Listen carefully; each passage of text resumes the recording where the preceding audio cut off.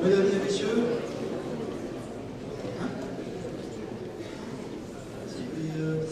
il y a déjà une partie du conseil municipal qui est là ici devant. S'il y en a d'autres dans la salle, qu'ils n'hésitent pas à nous rejoindre. Oui, je vois Maurice là-bas par exemple. Oui, il est timide. Il y a Philippe Golfier par exemple qui est excusé puisqu'il installe sa fille ce week-end en Normandie. Elle va faire une école d'infirmière.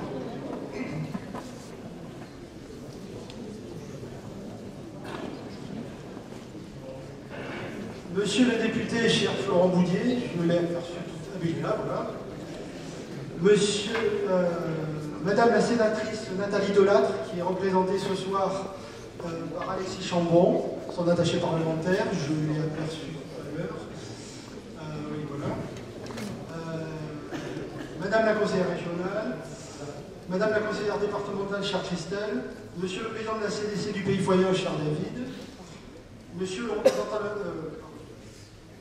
Mesdames et Messieurs les maires, chers collègues, je tenais à remercier tout particulièrement un maire qui n'est pas de notre communauté de communes, c'est Thierry Auroy-Petout, qui est le maire de la Monzie-Saint-Martin, que je vois là-bas ce soir, qui me fait l'immense amitié d'être présent. Alors il faut dire qu'on a appris à se connaître, puisqu'on est du même combat pour la ligne 26, donc pour le TER, et que travaillant à la SNCF, il est vraiment de précieux conseils pour tous les élus du linéaire. Merci à toi Thierry. Oui, vous pouvez l'applaudir parce que vraiment...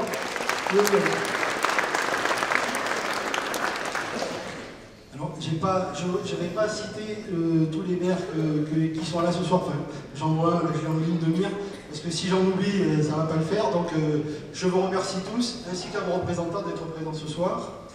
Messieurs les représentants de la gendarmerie, commandant Louis et major Laguterre, monsieur le représentant des sapeurs-pompiers, représenté ce soir par le commandant Bertoumesque, donc, qui est le chef de la caserne ici, que tout le monde connaît. Mesdames et messieurs les élus, mesdames et messieurs les présidentes ou présidents d'associations ou leurs représentants, mesdames et messieurs, j'espère que je n'oublie personne, sinon m'en veuillez pas. Chers foyennes, chers foyens, en préambule, je vous demande, avec mon conseil et moi-même, de vous souvenir des victimes des trop nombreuses catastrophes naturelles liées au changement climatique actuel. 14 morts cette année. Inondations en Alsace, inondations notamment dans l'Aude, ainsi qu'aux victimes des 3 attentats meurtriers de Trèbes, Paris et Strasbourg, qui ont fait 10 morts et 30 blessés en 2018. Nous avons bien sûr une pensée pour tous leurs proches. En mai 2019, nous serons appelés à élire nos représentants au Parlement européen. N'oublions pas que malgré tout ce qui lui est reproché, l'Europe, au sens politique du terme, nous permet de vivre dans la paix depuis maintenant un peu plus de 70 ans. Ce constat devrait nous inciter non seulement à nous déplacer au bureau de vote, mais surtout à barrer la route aux extrémistes de tout poil dont la menace est permanente. Enfin, avant de passer aux affaires locales, un mot quand même sur le grand débat. Je ne ferai pas de politique ce soir, parce qu'on n'est pas là pour ça, mais juste un mot sur ce grand débat dont on parle tant. J'étais mercredi au conseil d'administration de l'association des maires de Gironde.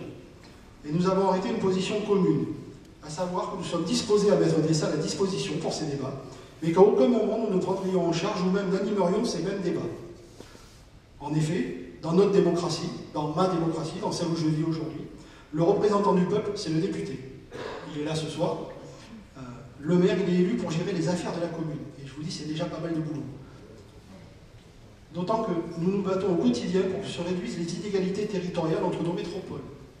Bordeaux et Libourne. Parce que pour nous, vous savez, on n'a pas besoin d'aller jusqu'à Bordeaux, on en a une beaucoup plus près. Donc pour que se réduisent ces inégalités territoriales entre nos métropoles et nos territoires ruraux. Il en aura fallu des réunions, des disputes, pour qu'enfin débute la régénération de la ligne TER 26, Bordeaux-Sarlat. On en parlait juste à l'instant. Vecteur indispensable au développement de la vallée de la Dordogne dans son ensemble. Les travaux ont enfin débuté depuis le 2 janvier.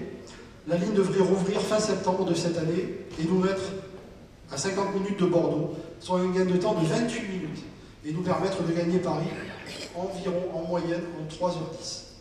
Ce qui est un gain de temps considérable. Le département de la Dordogne et le Grand Périgueux l'ont rapidement compris, en prenant très tôt la décision de participer au financement, même hors compétences.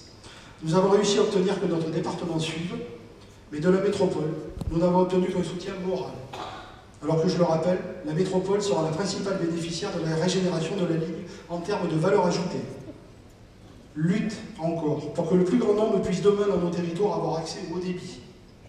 Du reste, lors du conseil d'administration de l'AMG, de mercredi matin, le nouveau directeur des relations avec les collectivités locales de Gironde du groupe Orange s'est présenté à nous et nous annonçait fièrement qu'Orange ferait bénéficier les Girondins éligibles de la gratuité de ce qu'on appelle les derniers mètres. C'est-à-dire qu'une fois que le haut débit sera accessible chez vous, il restera le branchement entre l'extérieur et votre domicile. Ils appellent ça les derniers mètres. Donc ça se passe soit en aérien, je crois que ça vaut 159 €, soit en souterrain, et là c'est 259. Donc aujourd'hui, il faut une promotion et il l'offre. Je lui ai donc demandé si cette promotion serait toujours proposée aux administrés éligibles seulement en 2023. Puisque la Gironde, ça sera terminé si tout va bien, le haut débit en 2023.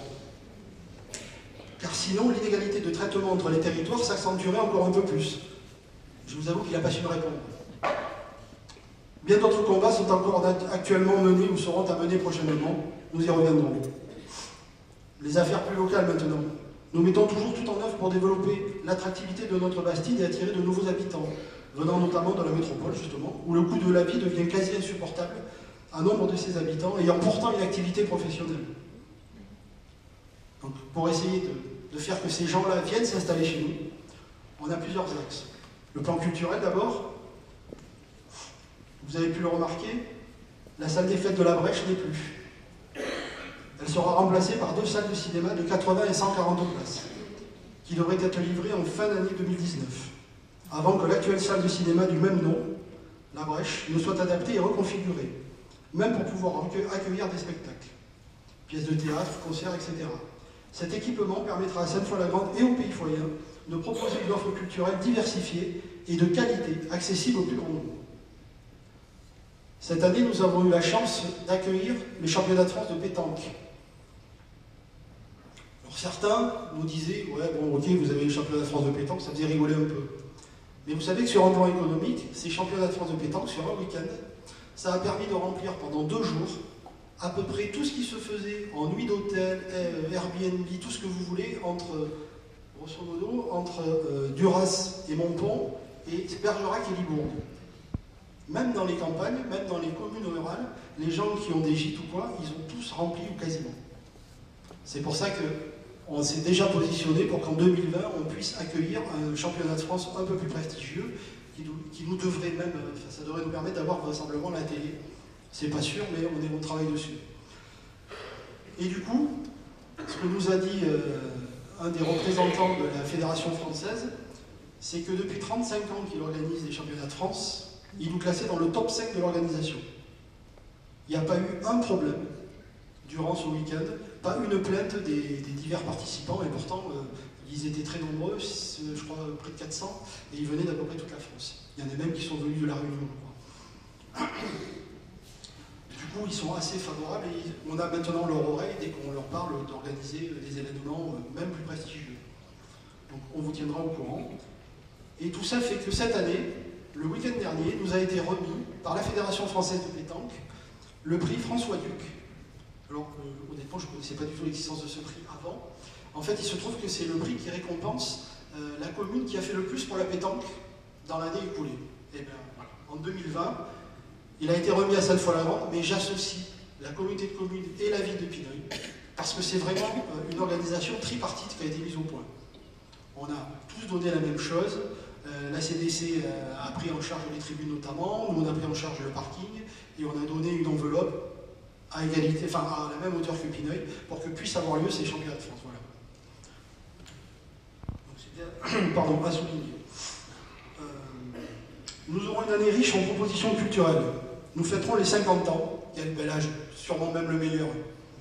Je ne suis pas intéressé quand je vous dis ça. Des compagnons du théâtre, dans cette même salle, les 15, 16 et 17 mars. Je crois que Michel Maumont est par là. Je l'ai vu cet après-midi au téléphone. Je lui ai promis que j'en parlerai, puisque ça me paraît nécessaire. 7 spectacles vous seront proposés par les membres de la compagnie, devenus des professionnels du théâtre, justement. Nous accueillerons, un peu plus tard, sous l'égide du Rotary Club et en partenariat avec la CDC, justement, le 20 avril, une avant-première. Nous aurons la fierté d'accueillir l'avant-première du spectacle de Pierre Cassignard, son nouveau spectacle intitulé « Un soir avec Yves Montand ». L'entrée sera fixée à 20 € au bénéfice intégral de 2 associations du pays foyer. Dépêchez-vous, il ne reste déjà pas beaucoup de place. Parce que ah, c'est fini même? Ah, ben d'accord. Vous voyez, tout à l'heure on m'a dit qu'il ne restait pas beaucoup. Et il y a 300 places disponibles. Alors on est en train de voir si on ne peut pas monter un peu la jauge de la salle. Voilà. Ah, alors peut-être de spectacle, ouais, vous voyez, je n'étais pas au courant. C'est pour vous dire que quand il se passe des choses dans notre pays, on arrive quand même à avoir du monde. Un peu plus tard, du 28 au 30 juin, nous fêterons les 110 ans du Stade Foyer, avec de nombreuses animations, et notamment le spectacle de Vincent Moscato le 28 juin à 21 h au Jardin Public, et le concert d'Émile et Images le 30 juin à 18 h au même endroit. Il y aura aussi de nombreuses animations dans la ville. Du 11 au 24 juillet, nous vous proposerons la 3e édition du Festival international d'art lyrique Vibration d'été en pays foyer. Nous aurons cette année le plaisir d'accueillir Viorica Cortez, une légende de l'art lyrique qui a chanté avec eux. Alors elle est âgée. Au début, ça m'a fait un peu bizarre. C'est une dame qui a 80 ans. Et quand je suis allé l'écouter sur Internet, c'est absolument fabuleux. Elle a chanté avec la Calas, elle a chanté avec Placido Domingo, elle a chanté avec les plus grands. Donc nous aurons la chance de la voir à Sainte-Foy-la-Grande cet été. Nous aurons également, bien entendu, un concert. C'est aussi un concert. Il était présent l'année dernière. Là, il donnera un concert de l'enfant du pays, Florian Sampé. Il y aura au total 6 concerts. Enfin, le 14 août, la 3e édition également du festival Jazz Soul Funk, Larsen, dont nous ne connaissons pas encore la programmation. Et bien entendu, toutes les animations qui ponctuent l'été, la fête de la rivière en partenariat avec la CDC, les habituels marchés gourmands du jeudi soir, et puis tout ce qui peut être proposé par les associations locales. Voilà. Donc vous voyez, c'est quand même culturellement parlant assez riche, et c'est important. Côté habitat, urbanisme et patrimoine. Le permis de louer est entré en application depuis le 1er janvier. 15 dossiers sont déjà traités ou en cours de traitement. Le but étant notamment de mettre fin à la location de logements indécents. Les transactions immobilières sont en hausse de 15% à Sainte-Foy-la-Grande cette année. Là, on commence déjà à sentir l'effet de la ligne TER et la LGV à Bordeaux, même si aujourd'hui, vous avez vu, la ligne est fermée et c'est pas simple. Mais il y a beaucoup d'investisseurs qui arrivent. Ce qui est intéressant, c'est que la sociologie des acheteurs se modifie. En effet, nous voyons arriver de plus en plus de propriétaires occupants, d'étrangers pour des logements de vacances, et des investisseurs locaux qui croient au renouveau de la Bastide et investissent dans la réhabilitation du patrimoine local. Et ça, c'est important. Quand vos locaux y croient, c'est que ça se passe bien. Nous avons signé une convention avec l'établissement public foncier. Alors le CIL, c'est EPF, si vous entendez parler de l'EPF, c'est l'établissement public foncier, qui nous permet ainsi de mener à bien des acquisitions qui nous paraissent stratégiques pour restructurer et réhabiliter la Bastide. Je prends l'exemple de la Tour des Templiers. Puisque c'est la première fois que la commune pouvait se rendre propriétaire du bâtiment emblématique de la ville, puisqu'il est de l'âge, il est du XIIIe siècle comme la ville, je crois, de mémoire, 13 ou 14e siècle. Il a quasiment l'âge des artères de la ville. Donc on n'a pas laissé passer notre chance. Nous faisons actuellement évoluer notre règlement d'urbanisme. Donc vous savez qu'aujourd'hui nous sommes en ZPPAUP, zone de protection du patrimoine architectural urbain et paysager, en SPR, site patrimonial remarquable, dans le but d'assouplir justement ce règlement. L'actuel règlement nous paraissant un peu trop rigide. Au niveau du patrimoine, les travaux de rénovation du clocher et de la façade, des cloches, du beffroi en métal, remplacé par un beffroi en chêne, de la rosace de la façade de l'église, que je vous invite à découvrir ou à redécouvrir. Il y a quelque temps, on y est allé dans l'église, là, on avait rendez-vous, justement c'était avec le maître d'œuvre et tout, faire un état sur les travaux. Et vraiment, j'avais jamais fait attention à cette rosace comme ça. D'ailleurs, je remercie Muriel Guppy, qui est artisan à Sainte-Foy, et c'est elle qui a pris en charge la rénovation de cette rosace. C'est un travail remarquable. Alors, les travaux d'urgence aussi ont été assurés pour assurer l'étanchéité des sacristies. Il s'est quasiment terminé. Nous avons choisi de terminer la rénovation totale de l'église sur l'année 2019. Nous pourrons alors, probablement en 2020, programmer la rénovation du temple. Côté voirie, le département nous a confirmé que la réfection de la chaussée du boulevard La Rémière était programmée pour cette année, sans que je puisse encore vous donner de date. Du coup, je te vois tordre du nez. Bon, c'est ce qui a été annoncé à Philippe Bordenave, donc on essaiera de faire, ça se passe comme ça. Bon, on verra. Nous prévoyons également de rénover et d'agrandir le parking des allées Jean-Raymond-Guyon.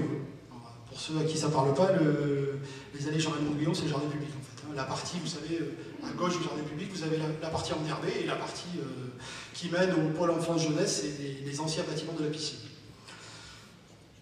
Et de déplacer le City Style afin de répondre aux besoins en parking de l'hôpital et du nouveau cinéma. Enfin, en partenariat avec la communauté de communes, l'assainissement de la rue des Frères Reclus et du haut de la rue Pasteur a été refait, ainsi que le réseau d'eau pluviale. Il n'y a pas de travaux sur le réseau prévus en 2019, sauf urgence, bien entendu. Un mot sur la santé. Nous avons eu le bonheur d'inaugurer le scanner. J'ai oublié de remercier Madame Ricard, d'ailleurs, tiens, en parlant santé, je suis désolé. Emmanuelle Ricard, la directrice de l'hôpital, qui est présente ce soir. Je ne sais pas où elle est, je ne la vois plus, je l'ai aperçue tout à l'heure. Ah oui, là, voilà. Je savais bien que j'oubliais quelqu'un. Donc nous avons eu le bonheur en sa compagnie d'inaugurer le scanner et le nouveau service d'imagerie médicale de pointe en service depuis le 22 janvier 2018, ainsi qu'un cabinet dentaire à l'intention des personnes âgées dans l'enceinte de l'hôpital. Les travaux de reconstruction du bâtiment destiné aux soins de suite et réadaptation ont débuté et devraient être terminés fin 2019, même si c'est sur la plus grande partie est sur la commune de Pineuil. Tous ces travaux n'apportant pas seulement un meilleur service aux habitants du pays foyer, ils concourent également au développement économique par leur importance. Près de 6 700 000 € ont été investis entre 2018 et donc 2019. Dernier, et pas le moindre des projets au niveau santé, nous travaillons en partenariat avec la CDC et le centre hospitalier à l'ouverture d'un centre de santé sur le site actuel du pôle enfant-jeunesse, donc au jardin public, vous savez, les anciens bâtiments de la piscine.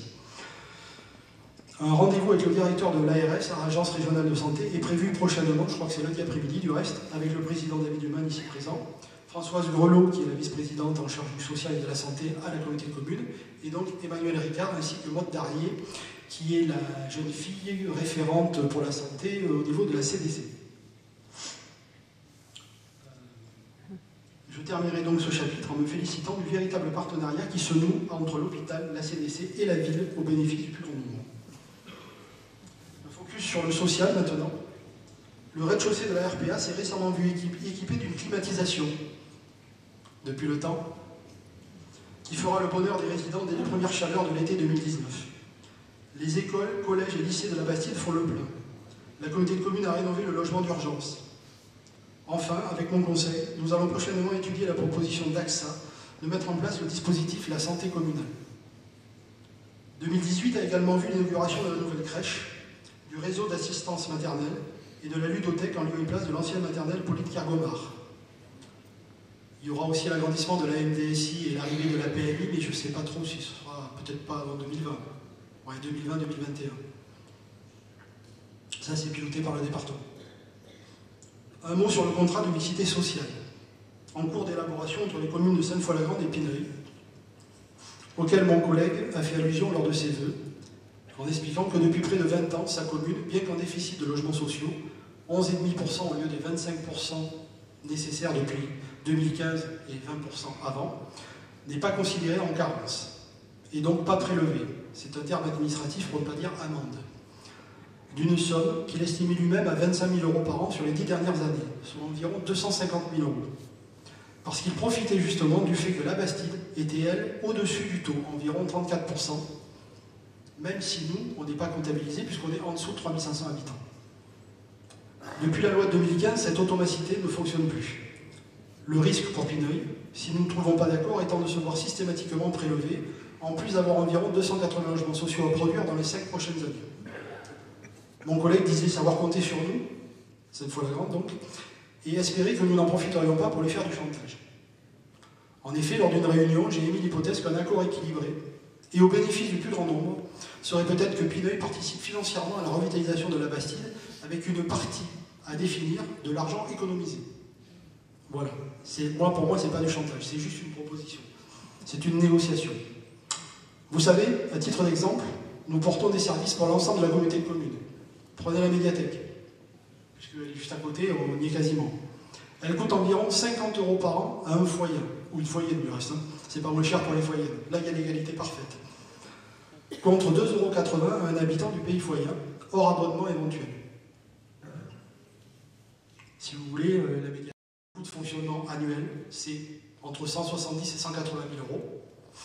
La CDC nous donne un fonds de concours à hauteur de 48 000 €. Donc le reste à charge, entre 120 et 130, reste à charge des foyers et foyers. Idem pour l'atelier 104 par exemple. Nous avons arrêté de reverser la DSR, ça s'appelle dotation de solidarité rurale, correspondante à 1,50 € par habitant. Ce qui fait que pour la commune de Pineuil, ça représentait 4 339 €. De Sainte-Foy-la-Grande, pardon. En effet, nous fournissons gratuitement les locaux, environ 500 m², et réglons les fluides, soit un budget d'environ 26 000 € par an, ce qui représente quand même 10,30 € par foyer. Sans compter la DSR que nous arrêtons de verser. Si on la versait encore, on serait monté autour de 12 € aujourd'hui. 10,30 plus 1,50 €, en fait, voilà. Donc il devient du reste urgent, je vois David, le président qui est là, que nous procédions au transfert de la médiathèque à la CDC. Non seulement les coûts deviennent très lourds à supporter pour la commune dans le contexte actuel, mais en plus, la compétence aujourd'hui est communautaire. D'autant que la médiathèque de Pellegru, elle, a été déjà transférée. Un mot sur la CDC justement, puisqu'on en parle. Si quelques-uns de mes collègues semblent l'accabler de tous les maux, aujourd'hui, à mes yeux, la CDC est le maillon essentiel de notre territoire. En effet, elle détient la quasi-totalité des compétences. Urbanisme, économie, tourisme, aire d'accueil des gens du voyage, sport, petite enfance, GEMAPI, collecte et traitement des déchets ménagers et déchets assimilés, ça c'est délégué à l'USTOM, assainissement, action sociale, j'en passe et des meilleurs. Autant de compétences que les communes ont choisi de lui déléguer. Comment ferions-nous si, par exemple, nous étions en charge du financement de l'assainissement aujourd'hui? Quand on voit l'importance des coûts et le linéaire qu'il faut refaire rien que dans la Bastide, les travaux réalisés depuis 3 ans par la CDC dans la Bastide, en termes de réseau, d'assainissement et d'eau pluviale, ça représente un investissement de près de 2 400 000 €. Et ce n'est malheureusement pas fini. Donc aujourd'hui, si on n'était pas regroupés au sein d'une communauté de communes, on serait tous, Sainte-Foy, Port-Sainte-Foy, Pineuil, qui vous voulez, on est tous des nains. En fait. Quand on va à la métropole et qu'on dit ici, Sainte-Foy ou Pineuil ou Port-Sainte-Foy, on est considérés comme les grandes villes. Mais quand on fait 80 km, ça les fait tous rigoler, quoi, parce qu'on est des nains. Tant qu'on ne comprendra pas ça, on aura du mal à s'en sortir. L'élaboration du PLUI, par exemple. Je rappelle ici que la communauté de communes ne fait qu'appliquer les directives émanant de l'État, par le biais du schéma de cohérence territoriale, SCOT, mise en cohérence de la politique de l'habitat à l'échelle des territoires, par exemple. C'est une des missions du SCOT. Et bientôt du schéma régional d'aménagement, de développement durable et d'égalité des territoires, SRADET, pour ceux qui aiment les sigles, qui viendra, lui, s'imposer aux actuels règlements, c'est-à-dire au SCOT et donc au PLUI par la suite. Au final, c'est quand même la commune qui choisit tel terrain plutôt que tel autre à proposer à l'urbanisation. Et à mon sens, il n'apparaît. Alors c'est vrai que sur le problème PLUI, on a une chance à Sainte-Foy-la-Grande, c'est le seul problème auquel nous ne sommes pas confrontés. Comme on n'a pas de terrain à construire, là j'avoue que c'est quand même vraiment agréable. Je suis honnête. Mais ceci dit, si on réfléchit bien, c'est pas complètement stupide cette loi, que l'État privilégie aujourd'hui la réduction du nombre de terrains à bâtir au bénéfice de la réhabilitation des logements ou constructions vacantes. Rien qu'à l'échelle de la CDC, des 20 communes que nous sommes, nous comptons plus de 1000 logements vacants sur le périmètre. Donc, quand on analyse bien les choses, c'est pas complètement stupide. Je n'oublie pas non plus que c'est grâce à l'achat de l'école Pauline Cargomar, l'ancienne maternelle, par la communauté de communes, pour 400 000 € que nous avons évité la mise sous tutelle de la commune en 2014. En 2014, l'été 2014, on s'est retrouvé 2 mois en cessation de paiement quand même. Il n'y a pas eu trop de pub, mais je peux vous le dire, on ne faisait pas les malins. Et on a conservé en cœur de ville, du coup, la crèche et les services dédiés à la petite enfance, contribuant ainsi à l'attractivité de la Bastide. Cette solidarité territoriale se doit de fonctionner dans les deux sens. C'est pourquoi, quand les discussions concernant l'accès au débit ont eu lieu, j'ai accepté que les 400 000 € d'investissement prévus sur Sainte-Foy-la-Grande soient fléchés sur l'intégralité des communes du pays foyer. Parce que j'ai entendu des fois quelques collègues dire qu'en gros, on avait une dette. Moi, je considère aujourd'hui que si dette il y avait, elle est réglée. Quoi. Mais je ne fonctionne pas comme ça. C'est juste de la solidarité. On a eu besoin, la CDC était là. On a rendu l'appareil quand on pouvait le faire. Et si demain, on doit le faire encore, on le fera. Je m'exprimais l'autre jour quand on a, vous savez qu'on n'a plus qu'une salle des fêtes du coup, on est dedans tous aujourd'hui, on avait une cuisine dans l'ex-salle des fêtes. Ici, il n'y en a pas. Donc on s'était dit, ben, on va faire une cuisine. Normal, on n'en a pas. Et puis après, on a réfléchi, et on s'est dit, mais on n'est pas très malin, on fait exactement ce qu'on dénonce. Est-ce que c'est absolument nécessaire et obligatoire que la commune de Sainte-Foy-la-Grande ait sa cuisine dans sa salle des fêtes? Alors que si je mets un compas sur la mairie, là, et que je tourne à environ à 800 mètres, allez, 1 km, j'ai au moins 6 salles équipées de cuisine.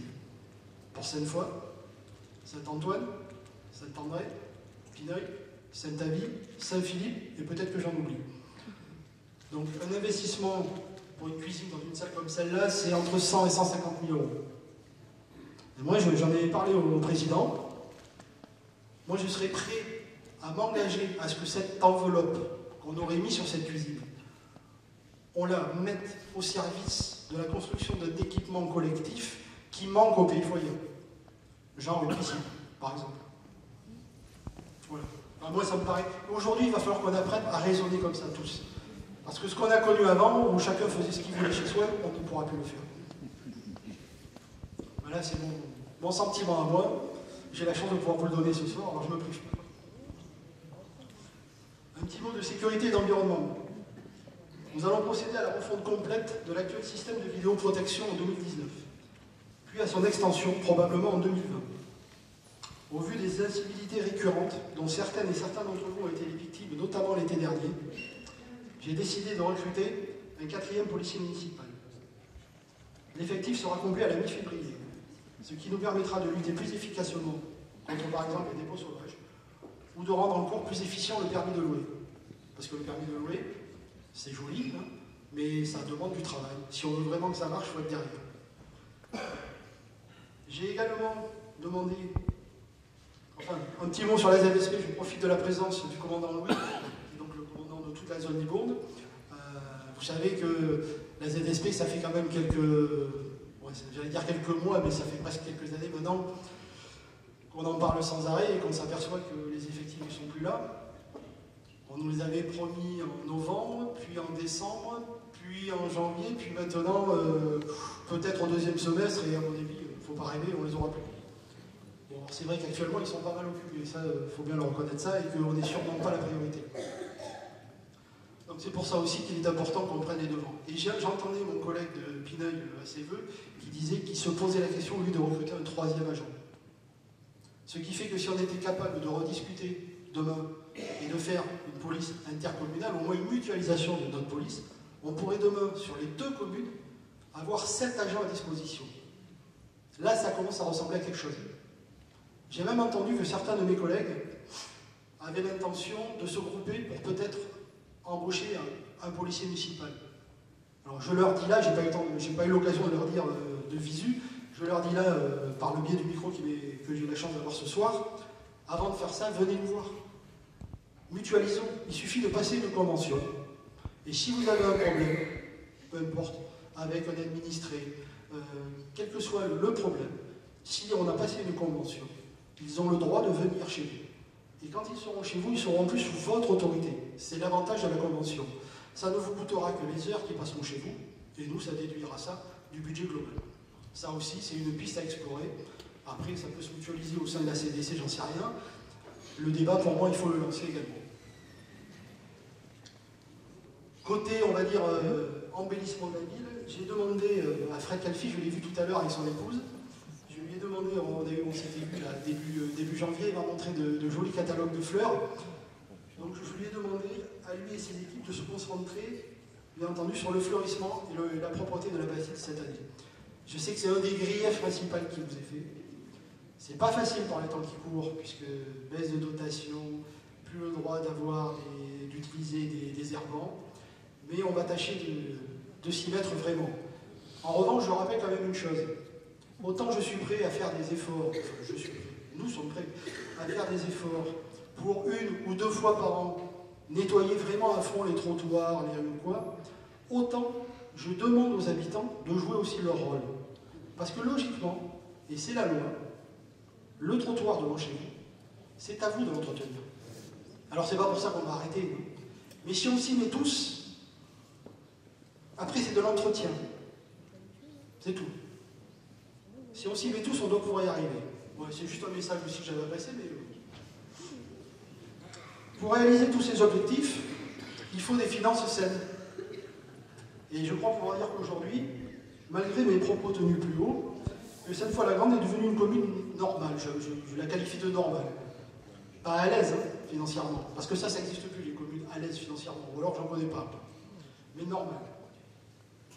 On est une commune comme une autre, obligée de faire des choix raisonnés et de dire, ben, cette année, on va faire ça, on ne fera pas ça.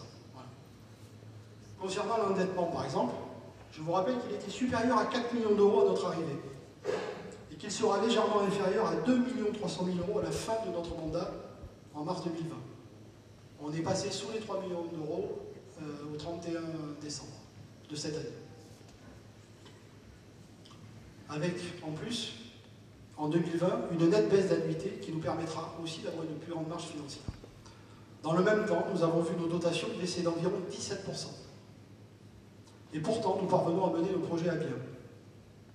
Cet été, le grand patron d'une ancienne immobilière ayant choisi de s'implanter à Sainte-Foy-la-Grande, sous les arcades, disait tout le bien qu'il pensait du pays foyen, et plus généralement de la vallée de la Dordogne, qu'il voyait comme un axe de développement futur, comme nous le pensons également. Aussi, je peux vous dire ce soir ma colère, quand j'ai lu l'article paru dans Le Monde, commis par l'administrateur d'une association foyenne qui considère la Bastide comme un, je cite, ghetto rural.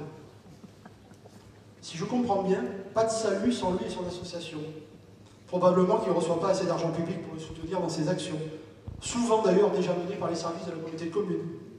J'en ai marre de recevoir des leçons de personnes qui n'hésitent pas à salarier leur compagne avec ce même argent public. La communauté de communes n'a qu'à proposer la fermeture de sa maison des services au public. Elle économisera ainsi l'argent public et ceux de ses amis n'auront plus qu'à gérer tout ça tranquillement dans leur coin, sans concertation d'aucune sorte avec la commune ou la CDC, comme à leur habitude. Merci de votre écoute. Je veux adresser mes remerciements à toutes celles et tous ceux qui participent à la cohésion sociale de nos territoires. Les forces de l'ordre et de sécurité, sapeurs-pompiers, gendarmes, les membres de nos associations, parce que sans eux, il n'y aurait pas beaucoup de cohésion sociale, même si aujourd'hui, trouver des bénévoles, ça devient très compliqué. C'est pour ça que j'ai des fois du mal à comprendre le discours ambiant où on nous demande plus de démocratie. La première des démocraties, c'est la démocratie locale. Et je sais qu'en 2014, et je suis persuadé que l'année prochaine, ça sera la même, on a eu du mal à constituer des listes. Vraiment tous, je crois. On a eu du mal. Quand on fait des réunions publiques, en décembre, avec le département pour le haut débit, ici même, 1200 personnes étaient concernées. 31 personnes étaient là, couple compris. Où je lis sur les réseaux sociaux, par exemple, pour le 11 novembre, de la part d'un administré, qui apprend que cette année, il y avait des gamins qui ont chanté, enfin, on a essayé de faire quelque chose un petit peu mieux, c'était le centenaire, ça vaut le coup. Et cette personne s'étonne que les administrés n'aient pas été prévenus. Enfin, ça fait juste un siècle qu'on commémore le 11 novembre. Enfin, il me semble, ou alors, c'était autre chose les autres années, j'ai pas fait gaffe. Donc, vous voyez, tout ça, c'est lourd, je vous le dis. Donc, merci à tous ces gens-là. Je remercie aussi les agents de la commune pour leur abnégation à votre service. C'est pas tous les jours facile, surtout en ce moment, avec toutes les réductions dont on a parlé tout à l'heure. Il faut quand même continuer à remplir la mission avec beaucoup moins de moyens, humains ou financiers. Ils le font. Alors certains diront, pas toujours bien, on peut toujours, mais ils sont là, et en règle générale, on leur demande, ils le font. Donc, merci à eux. Et aussi à mes collègues élus, qu'ils soient à Sainte-Foy ou ailleurs, parce qu'on a à peu près tous les mêmes problématiques. Au nom de la commune et en mon nom, je leur adresse donc à tous, ce que je viens de citer, tous mes remerciements pour le travail accompli. Le chantier est en cours, il est loin d'être fini, et le chemin est encore long. Un grand merci à mon épouse, à mes enfants, ainsi qu'aux familles de mes collègues, pour leur compréhension et accepter toutes nos absences nécessaires à l'accomplissement de notre mission. Enfin, meilleurs vœux à vous tous ainsi qu'à vos proches pour cette nouvelle année.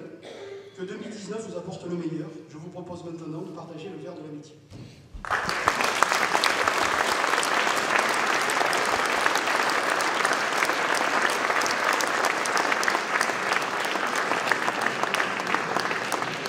Et bien entendu, nous pourrons échanger autour d'un verre, ce qui ne manquera pas d'arriver. Voilà.